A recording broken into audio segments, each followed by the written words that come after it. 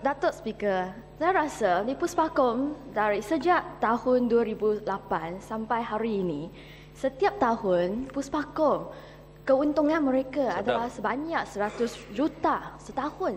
100 juta setahun. Dan pada tahun 2008, Puspakom telah memeriksa 3.12 juta buah kenderaan dan keuntungan mereka pada tahun itu adalah sebanyak adalah sebanyak 110 juta. Dan juga pada tahun 2009, keuntungan mereka adalah sebanyak 2.76 juta. Minta maaf, mereka telah memeriksa kenderaan sebanyak 2.76 juta dan keuntungan mereka adalah sebanyak 108 juta. Jadi memanglah keuntungan mereka banyak, dan untung mereka banyak adalah kerana mereka adalah syarikat terungguh, syarikat yang satu sahaja di negara kita yang berhak untuk membuat pemeriksaan kenderaan. Dan sekarang kita nak tanya, sama adalah pemeriksaan mereka adalah kita boleh percaya atau sama ada pemeriksaan mereka sebenarnya telah mengancamkan keselamatan pengguna-pengguna. Sedang bagi siapa? Tangan batu ke kena tangan? Nama tangan dulu. Wah. Terima kasih Bapak Serdang. Lebih menarik dari saya lah. Saya dulu, Tan Sri Speaker, sudah sentuh soal ini Puspakom. Sudahlah dia dibagi amanah sebagai satu agensi pemeriksaan kereta. Seharusnya memeriksa sahaja. Tapi kalau Tuan Speaker tidak percaya, turun pergi pusat Puspakom semua. Dia jual tayar, dia jual lampu, dia jual brake. Kalau tukar tempat lain, oh dia kata ini lagi tidak betul. Tapi kalau tukar tempat dia, sekejap, terus limpah, terus cepat punya. Jadi apa yang berhormat ingin mencadangkan bahawa Puspakom hendaklah pemeriksaan kereta ini harus dibuka dengan serikat-serikat yang lain. Jangan biar dia bermaharajalela satu orang. Setuju atau tidak? Setuju. Saya rasa Pakatan Rakyat kita sentiasa tidak setuju dengan monopoli, kerana monopoli ini adalah peluang untuk kroni untuk membuat keuntungan sahaja. Saya rasa rakyat jelata tidak mendapat apa-apa keuntungan atau manfaat daripada itu. Puspakom ke sewa beli? Puspakom ini tentang kereta. Yang berhormat, kereta yang terpakai mestilah pergi ke Puspakom. Kalau tak faham itu, saya pun tak tahu bagaimanalah. Jadi Datuk Speaker, saya rasa bukan sahaja kita ada masalah ataupun mungkin kita ada masalah. Saya rasa memang kita ada masalah dengan Puspakom. Dan hal tentang ini kereta terpakai lagi adalah tentang syarikat-syarikat insurans.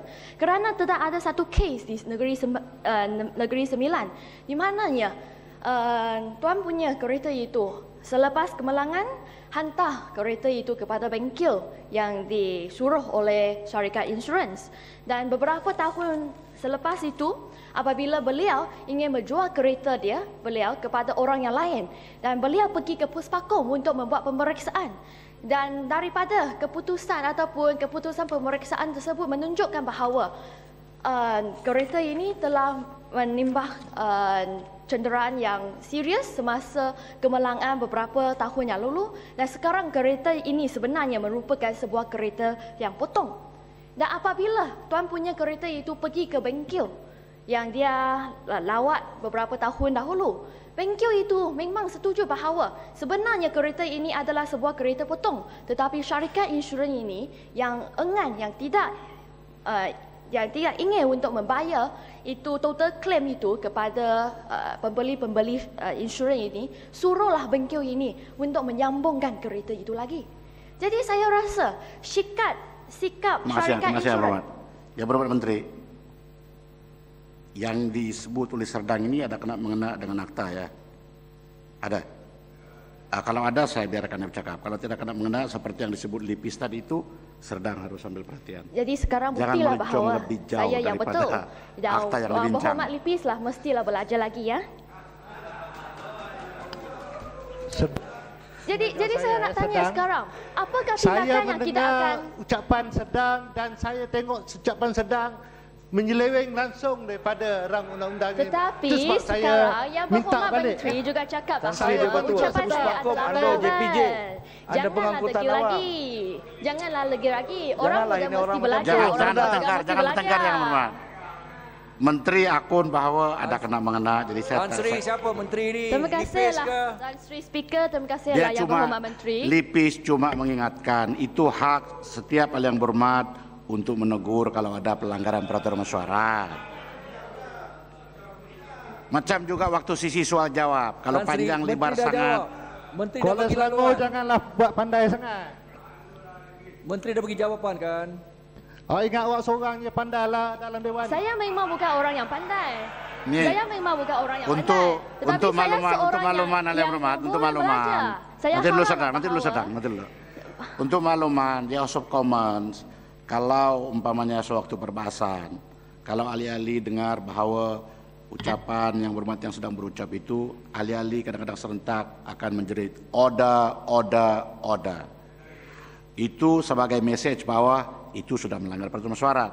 Dan saya mulai notice dalam Parlimen Malaysia, sewaktu sisi soal jawab, apabila seorang sedang membuat soalan tambahan terlampau panjang lebar mukadimah, sudahlah saya mulai dengar soalan. Itu makanya saya senyap, kena biarlah ahli yang berhormat menegur kepada rakan. Jadi ringan kerja saya. Sila teruskan, Serdang. Okey, saya teruskanlah. Jadi saya rasa syarikat-syarikat insurans ini yang bersikap macam itu mestilah disiasat juga. Mestilah kementerian, saya haraplah bahawa kementerian juga bolehlah mengambil tindakan-tindakan untuk membetulkan syarikat insurans macam ini. Kerana bukan sahaja kereta potong yang sekiranya kita memandu kereta potong ini di jalan raya, bukan sahaja dia mengacam keselamatan nyawa pemandu-pemandu kereta itu, tetapi juga dia akan menghadapi masalah-masalah insurans sekiranya kereta ini menimba apa-apa kemalangan lagi.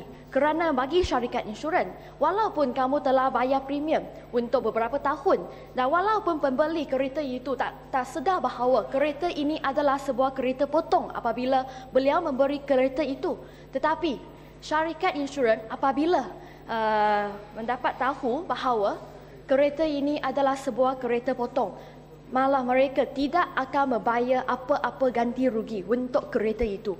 Jadi saya rasa pembeli-pembeli kereta dari segi itu adalah amat nasihat mereka adalah tidak terbela. Jadi saya haraplah bahawa kementerian bolehlah mengambil tindakan terhadap masalah-masalah ini. Ya, yang berhormat.